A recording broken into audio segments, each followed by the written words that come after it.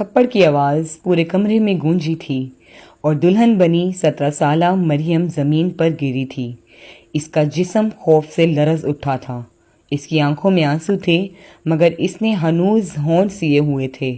کس حق سے تم میرے بستر پر بیٹھی ہو؟ جانتی ہو نا میری بہن کے بدلے یہاں آئی ہو، ورنہ تمہاری اوقات نہیں ہے میر حارث شاہ کی بیوی بننے کی۔ وہ دھاڑا اور اسے کمرے سے باہر نکال دیا۔ اگر وہ ایک بار گھونگھٹ ہٹا کر اس معصوم کا چہرہ دیکھ لیتا تو یقیناً ایسا کرنے سے پہلے خود کو ختم کر لیتا۔ دلہن بنی مریم کوئی اور نہیں بلکہ اس کی پہلی اور آخری محبت تھی، جسے اس نے 4 مہینے پہلے پہاڑی جھیل کنارے دیکھا تھا۔ شادی کی اگلی صبح ہی وہ شہر جا چکا تھا۔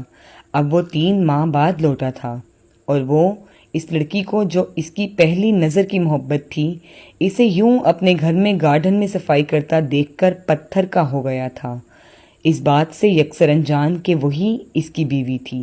4 مہینے پہلے کی وہ شام جیسے ابھی کی بات ہو۔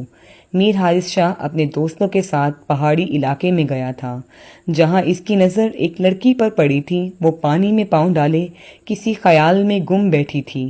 اس کے لمبے سیاہ بال ہوا میں اڑ رہے تھے اور وہ کسی خواب کی مانند لگ رہی تھی۔ بیوٹیفل۔ اسے دیکھتے ہی بے آواز سرگوشی کرتا وہ ٹرانس میں دیکھے گیا تھا، جو کھلکھلاتی ہوئی پاؤں جھلاتی پانی سے کھیل رہی تھی۔ ہائے! وہ قریب گیا۔ وہ کسی مردانہ آواز پر بری طرح سے چونکی تھی۔ کون؟ وہ بوکھلا کر بولتی تیزی سے کھڑی ہوئی تھی اور گلے میں پڑا دوپٹہ درست کیا تھا، جبکہ وہ بے اختیاری کے عالم میں بس اسے ہی تکتے جا رہا تھا۔ کیا تم مجھ سے دوستی کرو گی؟ اس نے اپنا ہاتھ اس کی جانب بڑھایا، جبکہ وہ حیرانی اور پریشانی کے عالم میں لب چہاتی کتنی ہی دیر اسے دیکھتی رہی، پھر گڑبڑا کر الٹے قدموں وہاں سے بھاگ گئی تھی، جبکہ میر حارث جو اس کے شہر میں ایسا گرفتار تھا کہ اسے اس کے چلے جانے کا بھی علم نہیں ہوا تھا۔ اف! کہاں چلی گئی یہ لڑکی؟ اس نے خود ساختہ سرگوشی کرتے ارد گرد میں نگاہ دوڑائی تھی، مگر وہ تو بوتل کے جن کی مانند غائب ہو گئی تھی۔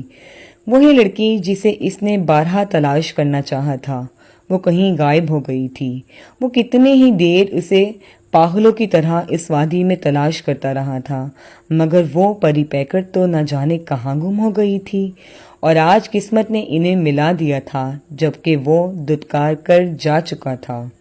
میر حارث شاہ کی بہن شمائلہ، جو نہ جانے کب اپنی یونیورسٹی فیلو عادل کو اپنا دل دے بیٹھی تھی۔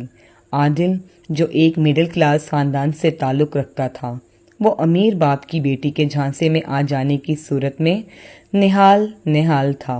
وہ بظاہر خود کو اسے ایسا ہی شو کرواتا تھا جیسے کسی بہت بڑے باپ کی اولاد ہو، ساتھ ہی ساتھ اسے اپنے خوبصورت ہونے پر بہت غرور تھا۔ یونیورسٹی کی ہر لڑکی اس کے پیچھے پاگل تھی اور وہ تھا کہ کسی کو خاص بھاؤ نہیں ڈالتا تھا۔ ایسے میں شمائلہ جو اپنے گھر کے خاندانی رسم و رواج سے تنگ تھی، وہ اپنے خاندان میں شادی نہیں کرنا چاہتی تھی۔ ان کے یہاں لڑکیوں کی شادی خاندان سے باہر کرنے کا رواج نہیں تھا۔ ذات سے باہر وہ شادی نہیں کرتے تھے۔ گھر میں بڑھتی حد سے زیادہ سختیوں پر وہ باغی ہو گئی تھی، اور یوں ہی اس کے قدم کب عادل کی طرف اٹھ گئے، اسے خود بھی خبر نہیں ہو سکی تھی۔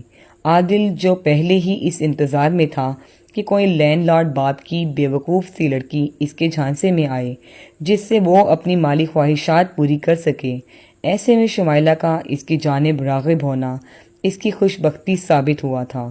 عادل، تم اپنے گھر والوں کو ہمارے رشتے کے لیے کب راضی کرو گے؟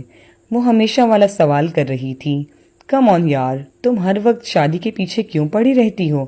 ایک ہی تو زندگی ملتی ہے انسان کو، اسے پہلے کھل کر انجوائے کرو۔ وہ بمشکل لہجے کو مضبوط بنائے بے باکی سے بولتا، اس کے ہاتھ تھام کر لبوں سے لگا گیا تھا۔ عادل، تم میری بات کیوں نہیں سمجھتے ہو؟ میرے بابا اور بھائی کو تم نہیں جانتے ہو، اگر انہیں ہمارے تعلق کی خبر ہو گئی تو وہ ہمیں زندہ درگور کر دیں گے، مگر ایک دوسرے کا ہونے نہیں دیں گے۔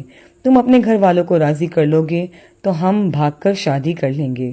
وہ بے بسی کی عروج پر تھی۔ یار، پہلے میری ڈگری تو مکمل ہو جائے۔